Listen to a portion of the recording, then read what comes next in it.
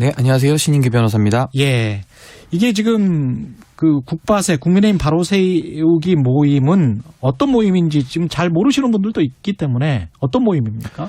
예, 우선은 저희 좀 당원들이 주로 이제 구성을 하고 있고요. 국민의힘 당원들. 네, 그리고 이제 아무래도 국민의힘이 여러 가지 최근에 윤리 징계부터 해서 지금 이제 전국위 의결을 통한 비대위 전환까지 헌법에서 규정하고 있는 정당 민주주의 그 가치를 훼손하고 있다라는 의견이 상당히 높습니다. 그래서 이것이 뭐 사람들이 뭐 왜 이러냐 정도가 아니라 거의 지금 분노 수준으로 올라가고 있어요. 예. 그래가지고 이제 제가 사실은 처음에는 이 부분에 대해서도 공론회장을 만들자 해서 했었는데 그 공론회장에서 나온 것이 당원들이 소송을 해야 되겠다.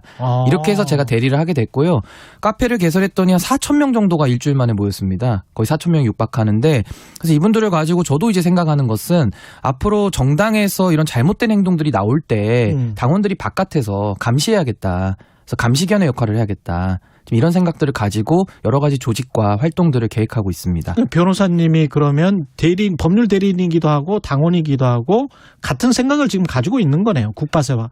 일단은 지금 남녀노소 불문하고 들어오고 있고요. 이게 무슨 젊은 사람들이 이준석 대표를 지지해서 모인 것이 아니고 물론 그 안에 지지자도 있습니다만은 전체적으로는 이제 국민의힘에 대해서 이런 헌법가치 훼손 문제, 정당 민주주의의 문제, 당원 주권의 문제를 가지고 문제의식을 가지신 분들이 모여서 목소리를 내고 있다. 그것이 국민의힘 바로 세우기 국바세다. 이렇게 이해하시면 될 것 같습니다. 그렇군요. 이게 근데 뭐 연결은 분명히 돼 있습니다. 가처분 신청과. 그리고 이제 자필 탄원서 그 내용도 보셨을 거예요. 근데 이거는 어떻게 보셨는지도 참 궁금하더라고요. 우선은 탄원서 같은 경우는 이제 이준석 대표가 개인적으로 제출을 한 것이고 이제 그것이 소송 자료에 해당이 됩니다. 재판부에 제출을 한 것이죠. 근데 거기에 대해서는 사실 저는 그 원본을 보지는 못했고요. 이게 보도가 되고 나서 기자분들 사이에서나 이제 대중적으로 그 열람용이라는 파일이 막 돌아다니더라고요. 그렇죠. 글씨가 이렇게 써진 자필로 돼 있는 것을. 근데 저도 그걸 쭉 읽어봤는데 저는 이제 사실 그 내용 중에서도 뭐 이따가 짚겠습니다만은 일단 우선적으로 이것이 어떻게 외부로 유출이 될 수 있느냐. 저는 이 부분에 대해서 사실은 문제의식을 강하게 갖고 있고요. 이거에 대해서는 좀 따져볼 부분들이 많이 있습니다. 그래서 예를 들면 뭐 개인정보보호 위반은 당연한 것이고요. 그 이준석 대표 이름도 들어가 있고 자기 생년도 들어가 있습니다. 그러니까 개인정보라는 건 당연한 것이고 무엇보다도 소송이라는 것은 당사자의 비밀에 대한 유지 의무가 변호사들 다 있거든요. 이것이 꼭 자신이 대리하는 의뢰인만 있지 않습니다. 이것은 상대방에 대한 의뢰인에 대한 비밀 유지 의무도 있다라는 것이 지금 학계 정설이거든요. 그렇군요. 그래서 이것을 만약에 변호사 쪽에서 유출했다 그러면은 그 변호사의 그 직무 윤리 내지는 범죄 혐의까지 이것은 한번 따져봐야 될 부분들이 여러 개 있는 것이고 또 하나는 송달받은 주체가 국민의힘. 국민의힘에는 대표자가 현재는 직무대행자 권성동 이렇게 돼 있습니다. 현재까지는 소송상으로 그렇습니다. 그리고 그 비대위원장으로 돼 있는 주호영 의원이 이제 그 이제 채무자로 돼 있거든요. 그럼 이분들은 공무원의 신분을 갖고 있기 때문에 공무상 비밀누설죄라는 게 또 있습니다. 그러니까 업무상 비밀누설과 공무상 비밀누설은 다른 거거든요. 그래서 이 부분에 대해서도 따져볼 것이 많기 때문에 일단은 뭐 법적으로는 그런데 뭐 정치적으로 해석을 한다 그러면은 굳이 이걸 왜 돌렸을까? 이 안에는 신군부라는 여러 가지 표현을 그분들은 이제 아무래도 나타내기 위해서 이준석 대표가 막 신군부에 비유했다. 막 재판부에 가서 일렀다. 뭐 이런 걸 이제 아마 강조하기 위함이었을 텐데 내용을 다 전문을 보니까요. 뭐 이 안에는 뭐 수사를 가지고 중재를 했다, 특사 보내준다, 뭐 윤리위를 무마해준다 이런 내용들이 나와 있어요. 그러니까 이런 것까지 이제 다 따져야 되는 것이거든요. 그래서 문제가 상당히 작을 거라고 그분들이 누가 유출했는지 모르지만 예상했을지 모르지만은 상당히 문제가 지금 심각해져 가고 있다. 특히 그 부분 경찰 수사를 뭐 어떻게 잘 처리를 하고 그리고 난 다음에 뭐 특사를 보내주고 12월에 사퇴를 하고 뭐 이런 게 나오잖아요. 그거는 만약에 사실이면은 정치적으로도 그렇고 그리고 법률적으로도 이게 가능한지도 모르겠습니다. 수사를 무마를 해주는 듯한 그런 느낌이었거든요. 그게 그 공직자는 연결성이라는 게 있습니다. 그러니까 직무가 투명하고 엄격해야 된다라는 것인데 사실 수사기관에 대한 장악이라는 문제는 과거 정권에서도 상당히 문제가 되었던 것들입니다. 다 직권남용이거든요. 그러니까 예를 들면은 수사기관을 장악해서 죄가 있는 사람에게 죄 없다고 해주거나 아니면 죄가 없는 사람에게 죄가 있다라고 만들어버린다면은 그 수사기관이 정상적으로 작동한다고 볼 수 있겠습니까? 그러니까 이런 것처럼 수사기관에 대한 장악 문제는 상당히 심각한 문제거든요.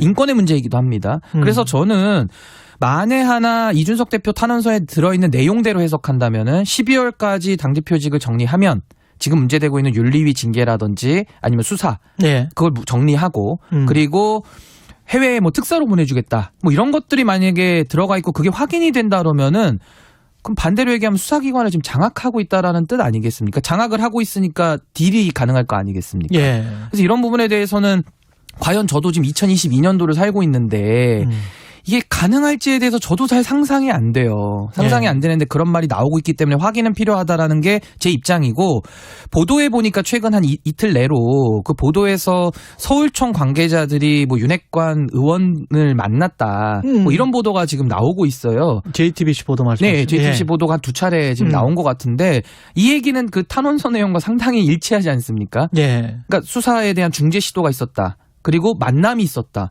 그렇다면 이 부분에 대해서는 저는 너무 궁금합니다. 그리고 이런 일은 절대 있어서는 안 됩니다. 이거는 여야의 문제도 아니고요.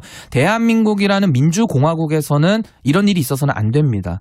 그래서 저는 이 부분이 상당히 좀 궁금하고 좀 밝혀져야 될 필요가 굉장히 크다 이렇게 봅니다. 근데 기자 입장이나 외부인 입장에서는 뭐 이준석 전 당대표가 어떤 일을 저질렀든 간에 진실이 먼저 규명이 되고 그 상황에서 정치적으로 이제 국민들이 판단할 게 있으면 판단을 하고 뭐 이게 가장 중요할 것 같거든요.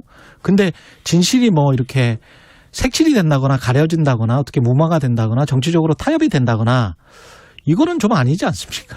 뭐 그것도 맞는 말씀이시지만은 최초에 저는 이준석 대표에 대한 사법적 절차가 법과 원칙에 따라 공정하게 진행돼야 된다는 거에는 뭐 많은 국민들도 이견이 없을 겁니다. 예. 그런데 이제 이 의혹은 처음에 극우 유튜버에서 상당히 많은 분들에 대한 명예훼손을 했던 전력이 있는 그 유튜버. 그러니까 사실상 신뢰도가 제로라고 볼 수 있는 데에서 의혹을 작년 12월 27일에 제기를 했고 거기에 대해서 주요 논거는 현재 구속이 되어 있고 사기 혐의로 9년형을 선고받아서 지금 실형을 복역하고 있는 분의 증언밖에 없단 말이죠. 예. 그러니까 거기에 대해서 수사가 지금 진행이 되고 있는데 당연히 어렵겠죠. 왜냐하면 믿을 수 없는 증거들을 가지고 수사를 하려니 얼마나 힘들겠습니까? 예. 그러면 보통 고소고발 들어가면 한두 달 내에는 다 양측 조사 끝내고 결론을 내리거든요.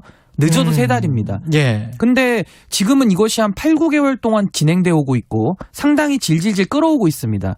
그러면서 서울경찰청은 그 경찰청장께서는 100일 기자회견에서 뭐 뇌물죄 검토할 수 있다는 엉뚱한 얘기를 하시고 공무원이 아니었기 때문에 뇌물죄가 적용이 될 수 없거든요. 근데 뇌물죄 얘기도 하신 적이 있고 예. 그리고 또 하나는 뭐 극우 유튜버에서는 처벌이 된다고 했는데 왜 처벌 안 시키냐라면서 압박을 하고 그러더니 수사 담당자였던 강 총경은 또 전보 조치를 했습니다. 그럼 이렇게 되면 누가 수사 결과를 또 신뢰하겠습니까? 저는 그게 또 안타까운 거예요. 예. 이준석 대표도 어쨌든 간에 가부간의 결정은 받아야 되는 입장인데 그렇죠. 또 수사기관 자체가 이렇게 또 지금 윤핵관과의 만남까지 얘기가 나와버리면은 전 이거 상당히 좀 문제가 크다고 보고 또 개인적으로는 이준석 대표 개인의 문제라기보다는 누구도 그 자리에 갈 수 있습니다. 예를 들면 3인성호라 그래서 세 사람이 모여서 호랑이 있다 그러면 호랑이 있다라는 것은 아니잖아요. 예. 그러니까 3인성호 문제가 있는데 누가 그 자리에 가더라도 이런 모함을 받을 수 있다라고 하면 이게 상당히 심각한 문제입니다.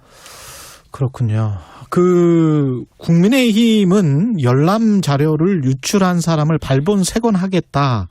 이렇게 이야기를 했고 변호사님은 어느 쪽에서 유출이 됐는지를 잘 모르겠다라고 아까 말씀을 하셨는데 지금 상황을 보면 이준석 당대표 측에서 유출했을 가능성도 그러면 있습니까? 이거 상식적으로 보시면 돼요. 예. 처음에 이거 문제 제기한 부분들 보면 예. 이준석 대표가 신군부에 비유했다 하면서 막 소리 질렀거든요. 언론 보도가 네, 보도 나오고 나서 반응을 보시면 첫 반응이 첫 프레임이 그거 아닙니까? 폭로 프레임. 그리고 신군부에 어떻게 감히 절대자 얘기를 하면서 과거 신군부에 지금 정부를 비유할 수 있느냐 이러면서 격앙돼서 막 때렸거든요. 예. 그러니까 이 대표가 막 가가지고 뒤늦게 열람용 막 그 컴퓨터로 발견해가지고 열람용이라는 걸 또 막 밝혀내고 이런 거 아니겠습니까? 예. 그러면 여기서 볼 수 있는 건 이겁니다. 이준석 대표 개인은 이걸 누출할 이유가 없죠. 누출할 건 본인이 그냥 올리면 되죠. 페이스북에.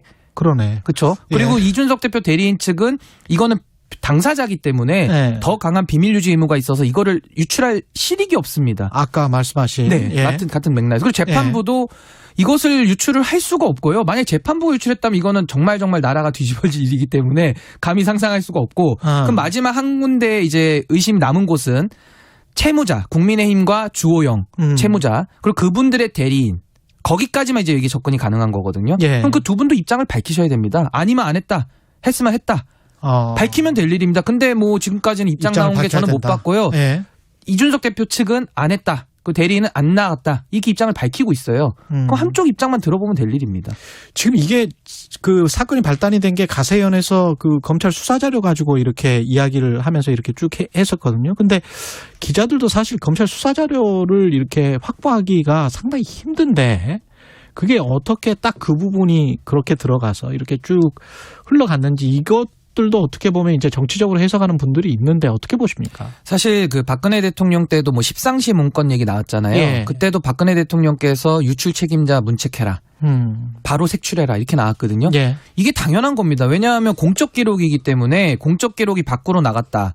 굉장히 중차대한 문제 아니겠습니까? 그리고 특히 이거 수사 자료입니다. 수사 자료는 더 보완이 필요한 자료인 것인데 여기에 대해서도 작년 12월 27일에 제가 이제 봤던 그 방송에 유튜브 방송에 의하면은 이렇게 수사 기록 1000페이지를 쌓아놓고 얘기를 합니다. 그 다시 한번 돌려보십시오. 그러면서 수사 기록을 근거로 해서 이러이러한 혐의가 있고 이런 접대를 받았고 뭐 블라블라 얘기가 나오거든요. 그게 통째로 나가기는 아니 정말 그 영상에 나와 있습니다. 보십시오. 12월 27일에 작년 거. 예. 그런데 이걸 보면요. 그때 그래서 대전지검에서 유출한 거 아니냐라는 의혹이 나왔어요. 그때 대전지검에서는 우리가 유출한 거 아니다라고 확인을 했어요. 예. 근데 전 그것도 의아한 게 아니 가로세로 연구소에서 쌓아놓은 기록을 자신들이 대전지검 사람들이 보지도 않고 우리 거랑 다르다라는 얘기를 어떻게 합니까? 저는 그게 좀 의아합니다. 그냥 덮어놓고 부인만 하면 됩니까? 그러네. 그러니까 저는 그게 의아하고 그렇다 그러면 대전지검 내지는 아니면 그때 당시 김성진이라는 사람을 대리했더니 김성진 씨는 구속돼 있기 때문에 유출시킬 수가 없어요. 그렇죠. 그렇죠. 그럼 대리인이 그때 당시 변호인이 있었을 테니까 예. 그 변호인 쪽에서 나갔다가 둘 중에 하나거든요. 거의 그 치킨 게임입니다. 둘 중에 그러네. 하나예요. 검찰이나 법률 대리인. 근데 검찰 말도 저는 믿기가 어려운 것이 그 기록을 보지도 않고 자기네 거랑 다르다라는 해명은 너무 궁색하다. 그 얘기고 만약에 대전지검 말을 제가 백보 양보해서 믿어준다 하더라도 그러면 그 변호인 측에서 센 거거든요. 그럼 그 변호인은 엄청난 책임을 이건 져야 되는 겁니다. 왜? 수사 기록이고 예. 그 안에 있는 개인 정보는 무수히 많을 것이고요. 뭐 그렇죠. 변호사 비밀 유지 의무부터 해서 업무상 비밀 누설 그래요. 모든 게 다 걸립니다. 그래서 저는 이 부분에 대해서는 아직 누구를 의심하기는 어렵고요. 대전지검 아니면은 그 의뢰인, 그 김성진 씨라는 그분의 변호인 누구신지는 모르지만 그 둘 중에 하나를 확인해 보면 될 일이거든요. 근데 지금은 그런 절차가 없이 그냥 이 내용에 대해서만 지금 흘러가고 있기 때문에 전 이 부분은 상당히 좀 의아스럽다. 조사가 필요하다 이렇게 봅니다. 1분밖에 안 남았는데 어제 뭐 권은희 의원도 이 관련해서 본인의 예측을 이야기를 해주셨는데 이준석 전 대표가 제기한 가처분 신청 결과는 어떻게 될지 궁금하고 그다음에 경찰 수사 결과는 또 어떻게 될지 각각 나눠서 짧게 말씀해 주십시오. 뭐 가처분 결과는 내용상 하자와 절차상 하자 두 가지를 다 들여다보고 있는 건 팩트 같습니다. 왜냐하면 너무 길어지고 있기 때문에요. 네. 그래서 내용상 하자까지 인정된다면은 아마 비대위는 이제 더 이상 추진이 어려울 것이다 이렇게 보고요. 뭐 수사 결과 같은 경우도 지금 뭐 여러 가지 의혹들은 있습니다만은 저는 경찰이 법과 원칙에 따라서 죄가 있으면 죄를 묻고 죄가 없으면 죄를 안 묻는 좀 공정한 수사를 통해서 결론을 빨리 내려줬으면 좋겠습니다.